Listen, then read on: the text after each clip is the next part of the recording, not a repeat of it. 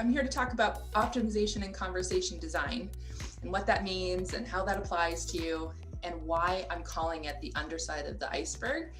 I'm really passionate about this topic, and this is kind of what I think it looks like in a nutshell. So you have the top here, your implementation phase. Generally speaking, you just determine your KPIs, you get your research, your data, your training data, whatever you need to do. You build it, you test it, you launch it, right?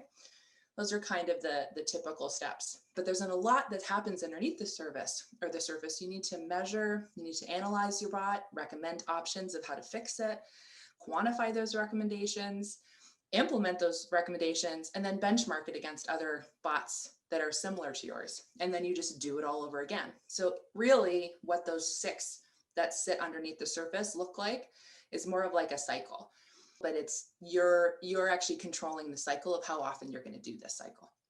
That's kind of why we're calling this the underside of the iceberg, because there's so much under here that I'm going to unpack for you here today. So I want to show you something real. So this is an actual case study that we've done with one of our clients recently. It was a retail client, one of the big box retailers that launched their chatbot on their website and had some async and messaging functionality as well. So when we first launched the bot, we were estimating about a 15% containment.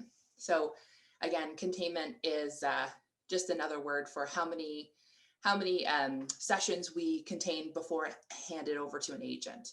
So that's really what in our world anyway, that's what a lot of the bots are supposed to do, is automate, right? We're supposed to not involve the people all the time as much as we can.